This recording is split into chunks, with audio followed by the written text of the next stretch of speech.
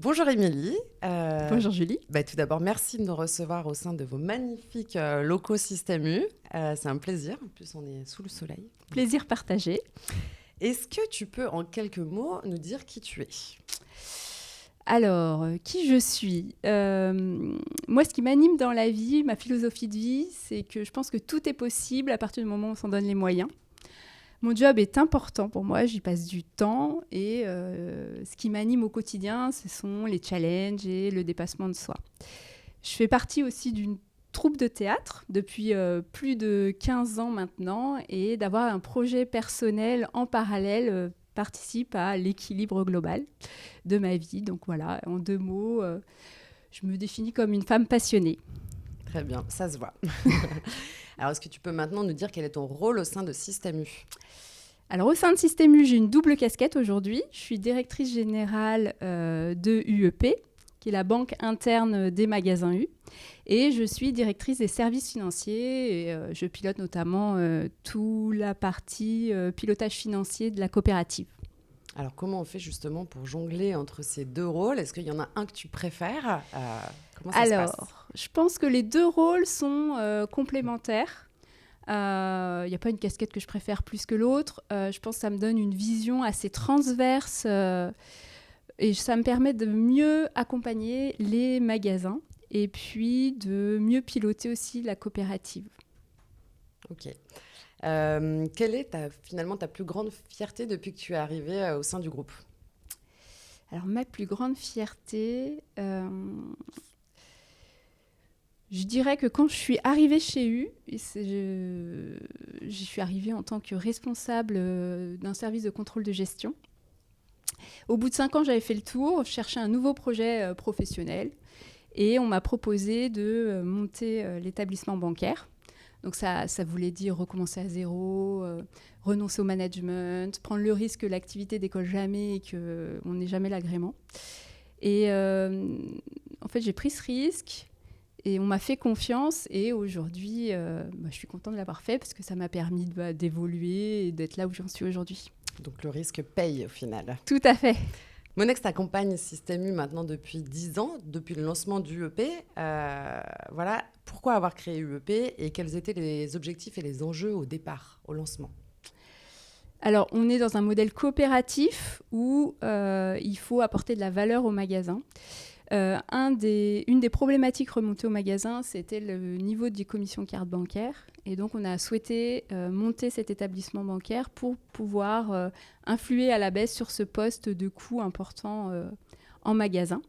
Donc, pour ça, il fallait gagner la légitimité des magasins et prouver qu'il y avait une réelle valeur ajoutée à adhérer à UEP. Et alors, du coup, est-ce que les objectifs fixés ont été atteints là-dessus ou... Alors, au bout de quelques mois de lancement de l'activité, contre toute attente, il y a eu un engouement général. Tous les associés ont souhaité adhérer à l'offre. Alors, on a dû s'adapter rapidement. Et aujourd'hui, on a pu du coup développer. On n'est plus que sur des sujets de monétique, mais beaucoup plus large avec tous les moyens de paiement, l'accompagnement des financements et tous les parcours clients d'encaissement en magasin et en ligne. Comment est-ce que Monex finalement a réussi à vous accompagner à rester compétitif sur ce marché qui est quand même ultra concurrentiel depuis 10 ans ? Alors, au démarrage, c'était une nouvelle activité pour U. On n'avait pas les compétences ni les expertises en interne, donc il a fallu qu'on trouve et qu'on choisisse un partenaire solide sur lequel s'appuyer, qui ait une réelle expertise et qui puisse nous apporter tous les manquements que nous on avait. Donc, on a choisi Monext. On a su développer une relation de confiance au fil des années et ça nous a permis de rester compétitifs toujours dans le match en partageant nos visions stratégiques sur l'évolution des paiements, des parcours. Donc voilà. Merci de nous faire confiance depuis 10 ans. On va parler un peu de l'évolution du coup de Système U. Est-ce que l'évolution du marché, ça a changé vos besoins en termes de solutions de paiement ? Alors aujourd'hui, on est rentré dans l'ère de la digitalisation et donc le paiement n'y a pas échappé. Et donc on est sur la digitalisation du paiement, donc loin du chèque, loin des espèces qui ont vu quand même la voilure largement réduite. Donc il faut se réinventer chaque jour, ça bouge énormément et il faut absolument qu'on reste dans le match et être très agile sur le sujet. Bon, la pandémie de Covid-19 a accéléré finalement le drive. On a vu le drive faire un bond exceptionnel. Est-ce que c'est toujours le cas finalement aujourd'hui, post-Covid? Est-ce que ça, finalement, ça s'est installé chez les Français et ils préfèrent maintenant commander en drive et ils ne vont plus dans les supermarchés? Ou est-ce qu'ils y vont toujours? Alors, lors du Covid, on a vu une réelle explosion puisqu'il y a des clients qui n'avaient jamais utilisé le drive et qui se sont mis sur le drive.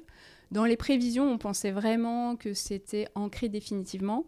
Mais en 2022, avec la montée de l'inflation, avec la fragmentation des achats, on a vu un recul et un ralentissement vraiment sur ce canal-là. Et en 2023, ça a repris largement. Donc, je pense que le e-commerce, là, continue à gagner du terrain. Et il y a encore de belles prises de parts de marché à faire. Ok, bon, les gens ont quand même encore besoin d'aller en magasin parce que moi, je pense quand même que... On aime. Ça représente aujourd'hui 10%, un peu plus de 10% de notre chiffre d'affaires. Donc, il y a quand même 90% encore en magasin. Ouais, voilà, c'était ça en termes de chiffres. Ah oui, c'est quand même encore... Il y a une belle marge, effectivement, encore sur le online. Je m'étais noté dans mes petits chiffres qu'il y avait 64 000 mètres carrés de nouveaux magasins en 2023. Est-ce que le magasin reste votre axe principal de développement? 90%, tu viens un peu d'y répondre. Mais on continue, c'est l'objectif de continuer à avoir de la surface de magasin?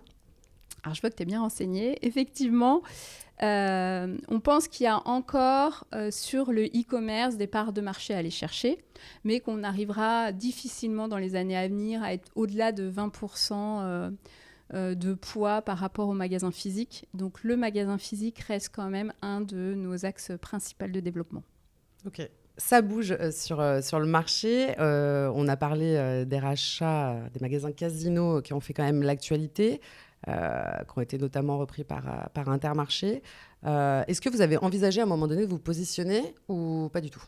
Alors, comme toutes les enseignes, on a regardé, puisque c'était une opportunité, un groupe intégré comme ça qui se désintègre et tous les magasins sont à vendre. Et à l'unanimité, les associés n'ont pas souhaité suivre parce qu'il faut qu'on reste cohérent avec notre modèle. Et notre modèle, les associés sont propriétaires et du fond et des murs. Et là, les magasins Casino qui étaient à vendre sur le marché, il n'y avait que les fonds de commerce à vendre. D'accord, donc ça n'allait pas au final dans votre stratégie. On préfère des ralliements plus qui nous ressemblent. Et en parlant justement de ralliements qui vous ressemblent, encore une actu, le groupe Shiver a quitté Auchan pour Système U récemment. Visiblement, c'est une décision qui a été guidée par une vision commune du commerce alimentaire. Est-ce que c'est un élément important pour vous d'avoir une stratégie comme ça, avec des valeurs communes quand vous rachetez une enseigne, un groupement de magasins? Est-ce que pour vous, c'est important que vous soyez un peu dans la même vision? Alors oui, c'est important. Le groupe Shiver, pour nous, le ralliement au groupe Shiver est très important. D'abord, c'était une rencontre d'hommes, puisque le PDG de Shiver et Dominique Schelcher ont réussi à trouver des valeurs communes. Et puis, sur le maillage territorial français, on était très peu présent là où Shiver est implanté. Donc, ça fait vraiment sens. Et on partage des valeurs communes. Donc, on est très heureux de ce nouveau partenariat. Donc, on va venir rajouter des mètres carrés à ce qu'on disait précédemment. C'est ça. Et donc, tout va bien. Oui, Shiver, c'est 1,5 milliard de chiffre d'affaires et près de 200 magasins. Donc, principalement dans quel secteur? Tu peux me le rappeler? Je me souviens plus où ils sont, Shiver. Alors, ils sont dans l'Est et le Sud-Est en France. Très bien. On va vous voir de partout. Quels sont les projets en cours ou que vous envisagez de mettre en œuvre pour continuer à répondre aux attentes des consommateurs et à rester finalement dans le trio de tête sur le marché? Alors, on a un plan de transformation SI qui est important. Il a démarré depuis 2 ans maintenant et il se projette sur les 7 années à venir. Et l'objectif, c'est que les magasins continuent à être modernes, on continue à leur apporter la nouvelle technologie, la digitalisation, tous les nouveaux parcours clients pour répondre aux attentes des clients. Ok, donc ça, au quotidien, on se bouge pour essayer de faire bouger les magasins et que ça reste dans l'air du temps et moderne et c'est ça. Dans les attentes des consommateurs. Est-ce que nous, Monext, on vous aide à contribuer à ça ou... Alors, on a encore à se développer sur la partie e-commerce et on a choisi Monext Online comme plateforme de paiement en ligne. Et donc, aujourd'hui, on n'accepte que le paiement par carte bancaire. On souhaite développer les différents moyens de paiement. Et Monext va nous accompagner sur ce sujet-là. Avec grand plaisir. Quelle est finalement la singularité de Système U vis-à-vis de sa concurrence? Tu nous as un petit peu expliqué tout à l'heure, mais voilà, aujourd'hui, qu'est-ce qui démarque, toi, Système U, par rapport aux petits copains d'en face? Alors, je vois 2 axes différenciants. Le premier, c'est la proximité. Depuis l'origine, on s'est vraiment positionné sur ce créneau de la proximité, des produits locaux, des produits sains. On était les premiers à enlever toutes les substances controversées sur nos produits marques distributeurs. Et le second, c'est la capacité à faire le prix. Aujourd'hui, on est en pleine inflation. Les clients commencent à arbitrer, même sur l'alimentaire. Et il faut absolument pouvoir faire le prix.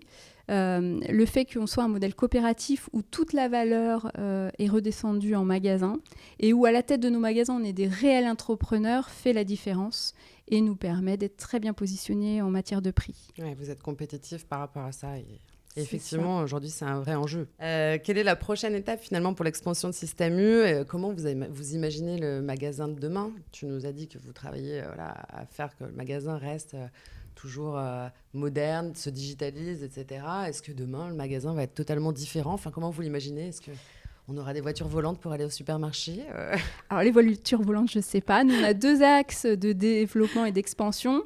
C'est à la fois continuer les ralliements et le développement du réseau et puis d'optimiser toujours plus nos magasins. Alors, il y a des grands défis qui nous attendent. Déjà, le défi de la transition énergétique qu'il va falloir relever. Donc, le magasin de demain devra être suffisamment adapté au changement et au dérèglement climatique. Et puis, la mutation technologique. Il faut qu'on intègre toutes ces nouvelles technologies dans nos parcours clients d'aujourd'hui et de demain.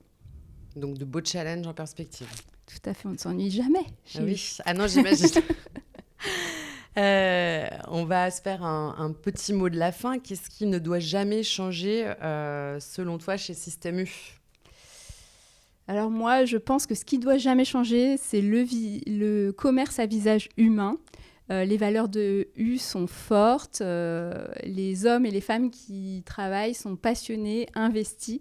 Et je pense que c'est ça qui fait la différence. Eh bien, écoute, ça nous fait encore un point commun avec Monext. Donc, on espère qu'on aura la chance de vous accompagner pendant de nombreuses années et de voir le développement de tous ces beaux projets à venir. Et on sera là, en tout cas. Merci, Émilie. Merci, Julie. À très vite. À très vite.